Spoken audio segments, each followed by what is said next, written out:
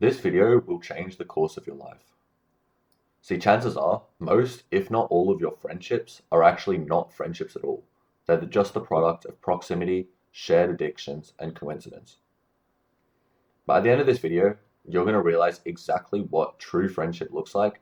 You're going to examine your life to see if you even have one, and you're going to use that transformation to adjust who you spend your time with, which will result in a complete transformation of your life. So, let's get right into the list. Firstly is the fact that you respect them. Now, this may seem obvious, but it's anything but.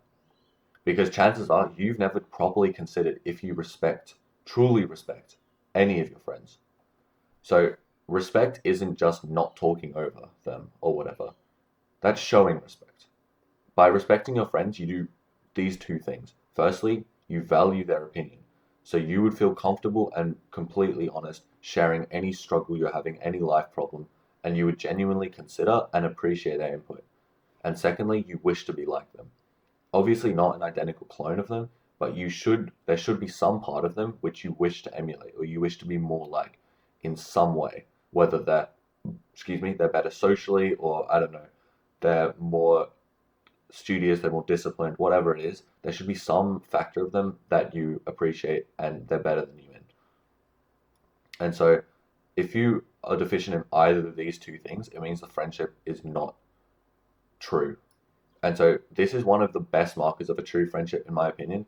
And if you want to know more about respect specifically, I made an in-depth video on just recognizing respect in friendships and developing your own, which you can watch. I'll link it on the screen somewhere here. But moving on with the list for today's video, we'll get to the next point, which is you would and do spend time with your friends regardless of activity. So a lot of male friendships are really just dudes who you do things with so you don't feel alone. That may sound harsh, but if you think about it, this could be things like going drinking in a pub or playing sports, playing video games, whatever. But you're only friends with them because you have the mutual activity. And once that thing leaves, the friendship will dwindle. Like a lot of friendships now, I don't play video games, but I know friends that I have that play video games, or I guess friends, dudes that I that I do things with.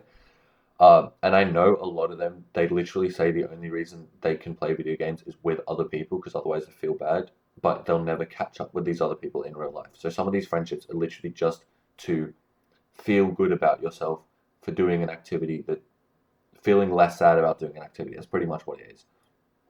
And so, of course, doing activities with your friends isn't a bad thing. Like, it keeps things fresh. I get it. It gives you something to do, but it shouldn't be the foundation of the friendship.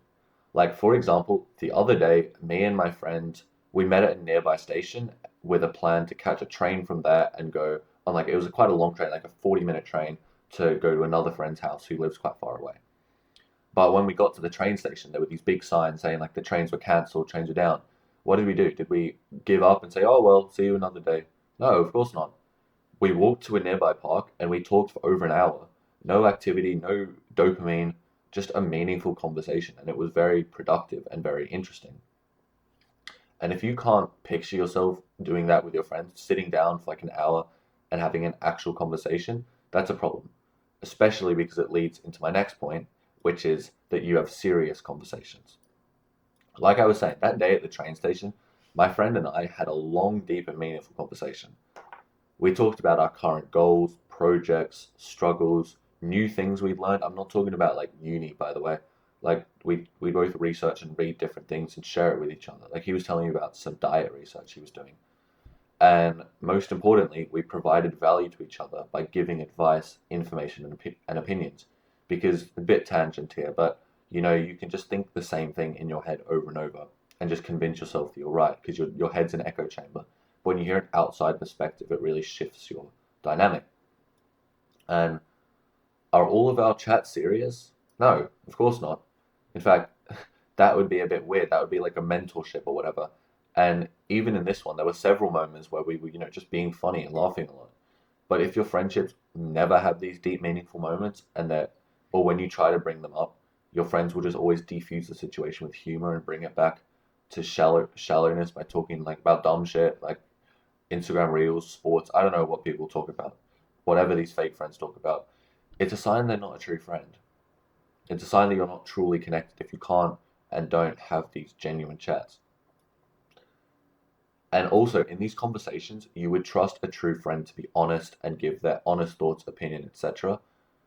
And you'd want to hear and agree with them rather than just getting them to, because a lot of friends will just tell you what they think you want to hear. And so if you're not sure that your friends would be completely honest with you when asking for their advice, that's another sign.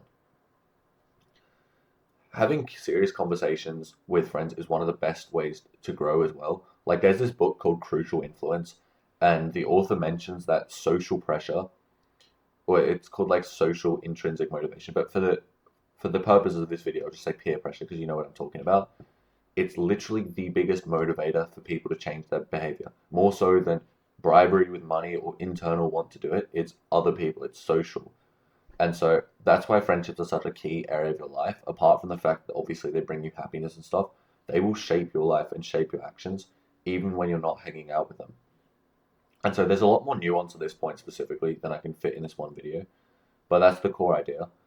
And so if you want to know more about how friendships influence your life and how you can leverage them to live a happier, healthier, and more fulfilling life, check the first link in the description. I've got an in-depth guide which you can pre-order now at the moment, like a hefty discount, and basically it will take you from completely socially devoid and unconfident to top 1% within 3 months. So if that sounds like something you're interested in, check it.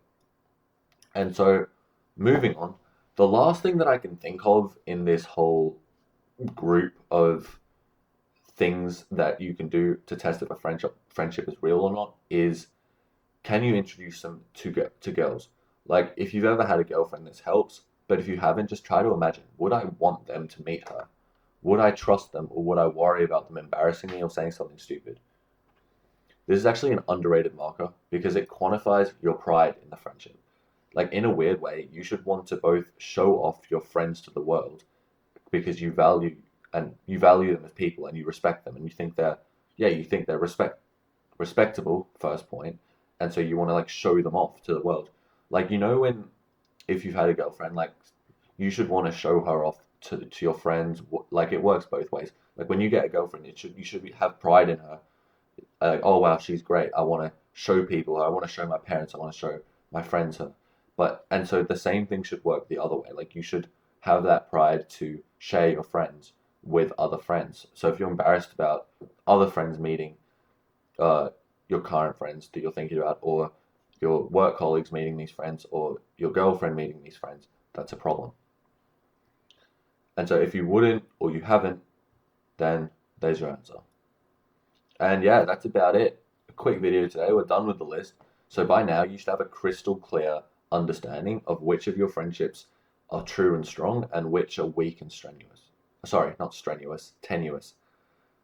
So act on this newfound knowledge, and I guarantee your life will be unrecognizable 3 months down the track. And if you want extra help and that extra layer on top, check the description. And if you're still watching, I appreciate it. Video's up here on the screen, and I'll catch you in the next one. Oh, tried to end the recording. There we go.